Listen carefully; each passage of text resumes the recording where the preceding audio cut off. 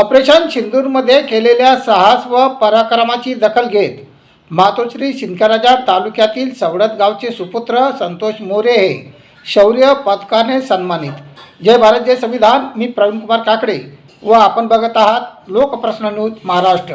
पुलवामा हल्ल्यानंतर भारतीय सैन्याने राबवलेल्या ऑपरेशन सिंदूरमध्ये बुलढाणा जिल्ह्यातील मातोश्री सिंदखेडराजा तालुक्यात येत असलेल्या सवडत गावचे सुपुत्र हवालदार संतोष मोरे हे स्वतःच्या लग्नासाठी रजेवर गावी आलेले असताना त्यांना तात्काळ हजर होण्याचे आदेश देण्यात आले होते। त्यांच्या लग्नाला फक्त 11 दिवस झालेले असताना देश सेवेसाठी त्यांनी कुठलाही विचार न करता सैन्य आदेशानुसार ते सेवेत हजर झाले। दरम्यान भारतीय सैन्याने 7 मे रोजी ऑपरेशन सिंदूर नुसार पाकिस्तानवर हल्ले चढवले। 9 मेच्या रात्री पाकिस्तानी तोफगोळ्याच्या माऱ्यात संतोष मोरे यांच्या उजव्या हाताला तोफगोळ्याचा तुकडा लागल्याने ते गंभीर जखमी झाले होते। परंतु त्यावेळी झालेल्या घटनेची माहिती कुणालाही न देता त्यांनी जखमी अवस्थेत पाकिस्तानच्या 9 ठिकाणांना आपल्या तोफेने उद्ध्वस्त केले होते। पण संतोष मोरे यांना झालेल्या जखमीतून मोठ्या प्रमाणात रक्तस्राव होत असल्याने त्यांना तातडीने वैद्यकीय उपचारासाठी सैन्य रुग्णालयात दाखल केले होते। ऑपरेशन सिंदूर मध्ये त्यांनी केलेल्या अद्वितीय साहस व पराक्रमाची दखल घेत संतोष मोरे यांना शौर्य पदकाने सन्मानित करण्यात आले आहे। धीरज अवसरमोल, जिल्हा प्रतिनिधी, लोकप्रश्न न्यूज महाराष्ट्र।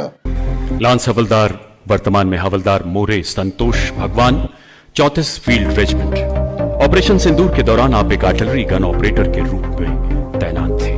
10 मई 2025 को दुश्मन द्वारा की जा रही भारी आर्टिलरी बमबारी के दौरान एक स्प्लिंटर लगने से घायल होने के बावजूद आपने चिकित्सा इवैक्यूएशन से इनकार कर दिया। अपने प्राणों की परवाह न करते हुए आप मोर्चे पर डटे रहे, पूरी निष्ठा और सटीकता से अपना प्रभावशाली फायर अभियान जारी रखा एवं दुश्मन की बमबारी को दबाने में महत्वपूर्ण योगदान दिया। अडिग संकल्प शक्ति, असाधारण वीरता के लिए आपको सेना मेडल वीरता से सम्मानित किया जाता है। हवलदार मोरे संतोष भगवान, सेना मेडल।